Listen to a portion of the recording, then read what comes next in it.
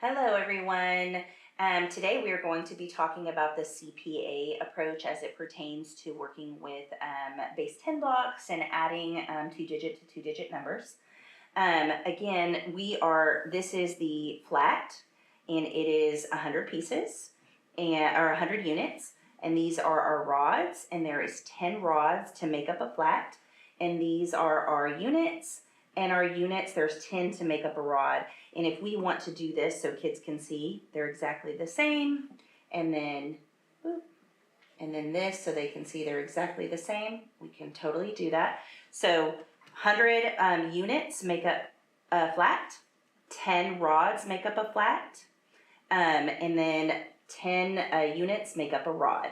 So today, when we're teaching that the concrete out of CPA, we're focused on the concrete, or we want students to have manipulatives in front of them. We are going to add two-digit numbers together. So we are going to add 20, take 3 out of here, 7, we're going to add 27, and 26. Okay? And I can see right away when I'm putting these two numbers together, I know I'm going to have over 40, right?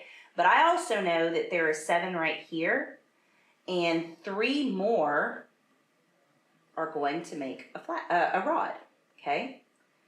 So when I'm adding 27 and 26, I now have 10 right here that I can swap out for a rod. And I can see when I added 27 and 26, I now have 10, 20, 30, 40, 50, 51, 52, 53. All right, guys, the next part in CPA is our pictorial model. So we're going to focus on that P in CPA. Our kids have already worked with the concrete and they put their hands on the manipulatives already, and now we're going to help them represent that in a pictorial model when they don't have those manipulatives right in front of them. But make sure you always want to teach them, hold the tangible first, and this is what this means in order to move on to the pictorial representation. So again, we're calling these hundreds the flat, and these rods are our 10, and these units are our 1, right? And so our students are having to add two-digit numbers together, okay? And this number is 27. There's here it's 27, and this number is 26. So we don't have an algorithm yet. You notice there's not an algorithm here represented. So I want to just add these numbers, and I can see right away that I'm going to have 4 rods, which is 40. 10, 20, 30, 40. But I have 7 units right here, and I can take away 3 of these units to make a what? This becomes a flat, right? And I'm done with that whole thing.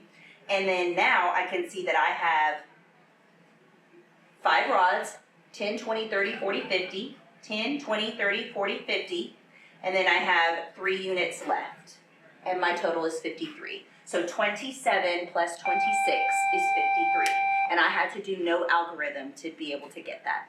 All right, the next section we are going to focus on the A, which is the abstract. That is your algorithm, or what we consider our traditional algorithm. And sometimes we have a tendency to want to start here as a teacher, but if we don't build that solid foundation, our kids don't really understand that our number system is built on tens, and they don't understand that in order to be able to work with numbers and multiply and divide and all those things that are essential, and even working with fractions and money.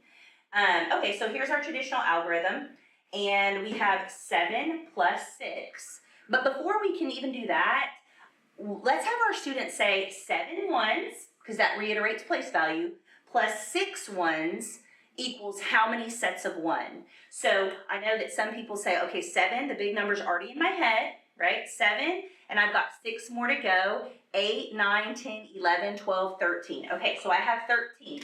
Well, I'm going to leave a 3 in my ones place, and some people will say, well, you're going to carry the 1. Let's rethink about our vocabulary. 1, yes, we are carrying it over to another place value, but we're regrouping and restructuring the whole number. So instead of saying 7 plus 6 is 13, and I'm going to carry that 1, we are going to say 7 plus 6 is 13. I'm going to leave the 3 in the ones place, but I'm regrouping a set of 10.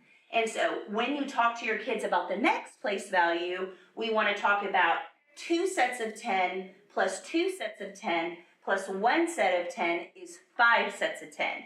Or you can say 20 plus 20 plus 10 is what? It is 50. And then there is our sum. All right, so make sure that we're using that vocabulary with students so they understand that we're not carrying a 1. That is regrouping a set of 10. And that when we move to our place values that follow the ones place, that we're asking our students by place value what they are adding.